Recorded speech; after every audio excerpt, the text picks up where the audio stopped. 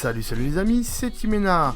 Encore une fois, bienvenue dans ce nouveau numéro de l'interro surprise. Et oui, attention, on va vous faire une interro là. Attention à vous, quand même. Bon.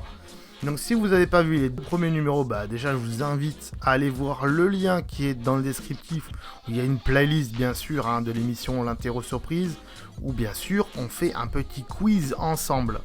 Et si vous connaissez pas, ne vous inquiétez pas, puisque je vous rappelle les règles après le générique. C'est parti. Aujourd'hui, vous l'avez vu dans le titre, on va faire un quiz sur Stargate SG1, l'univers Stargate. Donc SG1, Atlantis, Univers, voilà, on va un peu faire différentes questions, mais ça va quand même beaucoup tourner autour de SG1, on est bien d'accord. Vous allez vous munir d'un petit bout de papier et aussi de quoi écrire. Je vais vous poser 10 questions. À la fin de chaque question, je vous laisserai 10 secondes pour réfléchir. Pendant ces 10 secondes, vous noterez le numéro de la réponse que vous pensez être bonne. Donc 1, 2, 3 ou 4. Après ces 10 secondes, je vous donnerai la bonne réponse. Et si pour vous, elle est fausse, vous barrerez le numéro que vous venez d'écrire. À la fin des 10 questions, vous noterez le nombre de réponses que vous n'avez pas barrées. Et comme ça, vous aurez une note sur 10, comme à l'école. Et on commence tout de suite avec la première question, c'est parti. Dans quel épisode Samantha Carter devient-elle Major? Est-ce que c'est dans l'épisode Diplomate? Réponse 1. Est-ce que c'est dans l'épisode Émancipation? Réponse 2. Est-ce que c'est dans l'épisode Héritage? Réponse 3. Ou est-ce que c'est dans un autre épisode? On ne sait pas vraiment lequel. Réponse 4.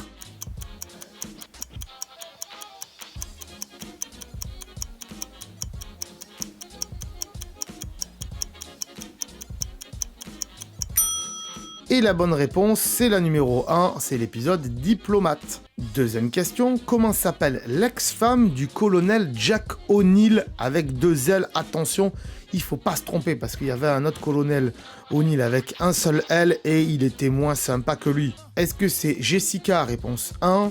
Est-ce que c'est Sarah? Réponse 2. Est-ce que c'est Anna? Réponse 3. Ou est-ce que c'est Samantha? Réponse 4.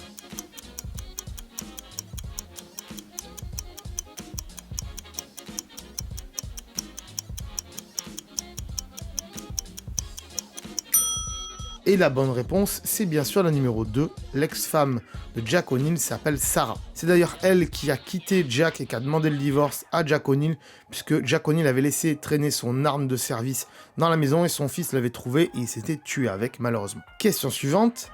À quelle célèbre série télévisée l'acteur Richard Dean Anderson, donc qui joue le colonel O'Neill, fait-il référence quelquefois dans la série Stargate SG1? Est-ce que c'est réponse 1 Starsky Hutch? Est-ce que c'est réponse 2 Dallas? Est-ce que c'est réponse 3 X-Files? Ou est-ce que c'est réponse 4 Les Simpsons?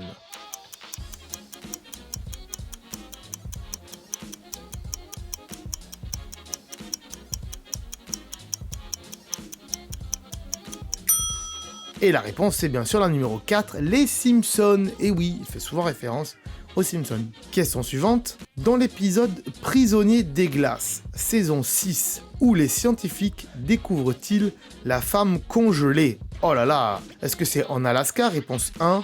Est-ce que c'est en Antarctique? Réponse 2. Est-ce que c'est en Arctique? Réponse 3. Ou est-ce que c'est en Sibérie? Réponse 4.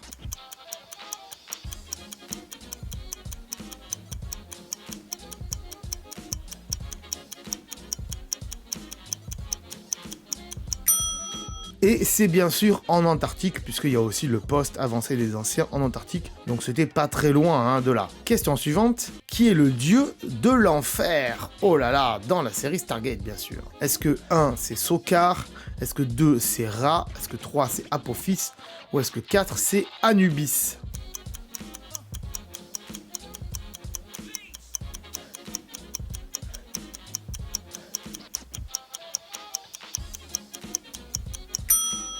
Et la bonne réponse, c'est Sokar. Et oui. Question suivante. Dans l'épisode La morsure du serpent, saison 2, combien de missiles sont envoyés par l'armée des États-Unis pour détruire les vaisseaux des Goa'uld? Est-ce que c'est un missile? Réponse 1. Est-ce que c'est 2 missiles? Réponse 2. Est-ce que c'est 5 missiles? Réponse 3. Ou est-ce que c'est 7 missiles? Réponse 4. Et attention, il y a des pièges.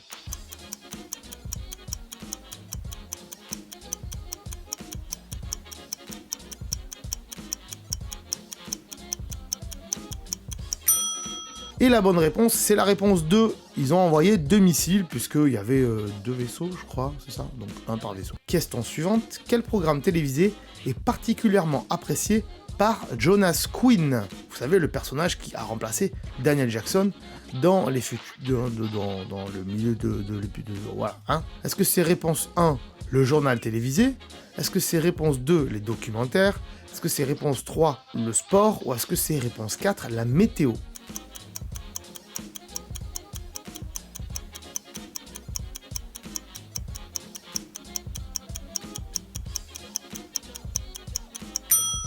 Eh bien, c'est la réponse 4, la météo.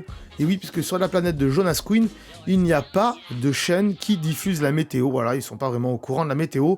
Ils n'ont pas pensé à le faire en tout cas. Question suivante. Combien de crânes de cristal existent-ils? Vous savez, les crânes de cristal où le grand-père de Daniel Jackson en avait trouvé un et tout ça, machin. Et attention, je vous donne des indices. Est-ce qu'il y en a 4, réponse 1? Est-ce qu'il y en a 5, réponse 2? Est-ce qu'il y en a 2, réponse 3? Est-ce qu'il y en a 3, réponse 4? Attention, j'ai fait des petites feintes.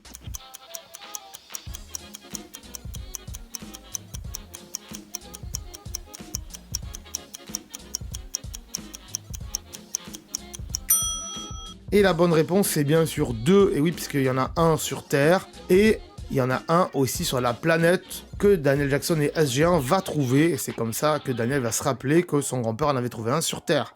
Voilà, c'était assez facile, je vous ai un petit peu aidé au début. Question suivante, sur quelle planète vit Naonak? Mais qui est ce Naonak? Est-ce qu'il vit sur la planète Netu? Est-ce qu'il vit sur la planète Edante? Est-ce qu'il vit sur la planète Tolana? Ou est-ce qu'il vit sur la planète Chulak?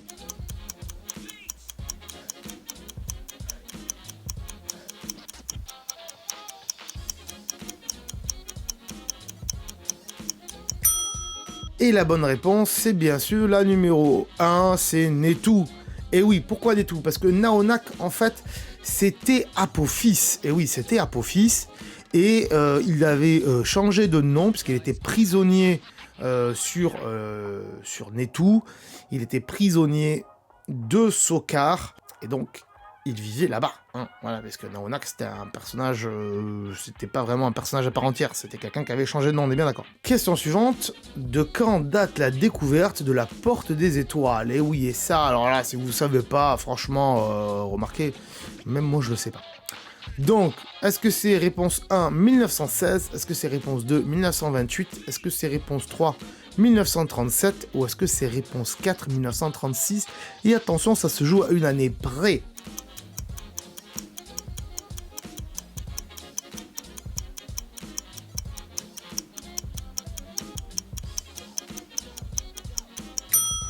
Et la bonne réponse, c'est la numéro 2. Je vous ai feinté. Et c'est 1928. Voilà les amis, merci d'avoir participé à ce quiz. Bien sûr, n'oubliez pas de marquer votre score dans les commentaires, hein, un score sur 10, on est bien d'accord. Comme ça, on pourra voir ensemble qui a été le meilleur, hein, qui connaît mieux cette culture du sujet qu'on a fait aujourd'hui, bien sûr. Pensez également à mettre un petit pouce bleu si ce quiz vous a plu, et bien sûr à le partager avec vos amis, avec votre famille, pour le faire tous ensemble. Voilà, c'est bien plus rigolo. Et bien sûr, abonnez-vous à notre chaîne, abonnez-vous à cette chaîne, j'ai envie de dire aussi, pour ne pas louper les autres vidéos qu'on fait sur la chaîne. Et oui, on fait pas que des quiz, mais il y a quelques quiz qui vont arriver aussi tout au long de l'année, donc n'oubliez pas de vous abonner. Moi, je vous dis à très bientôt, en tout cas, ciao, bye bye. Attends, là. Attends, avant de partir, j'allais oublier. Tu peux aussi me suivre sur les réseaux sociaux. Ils sont là, voilà, si ça t'intéresse, bien sûr. Tu peux aussi t'abonner à la chaîne en cliquant sur le logo ici. Voilà, là, maintenant, il s'affiche. Comme ça, tu pourras voir toutes les vidéos qu'on a fait sur la chaîne. Et en plus, c'est gratuit, c'est pas comme Netflix. Tu peux aussi regarder les vidéos que je te propose maintenant. Voilà, elles sont là, hein, elles sont bien. Et en plus, je pense qu'elles peuvent fortement t'intéresser. Donc voilà, n'hésite pas, clique dessus. En tout cas, je te remercie de t'être abonné et je te dis à très bientôt.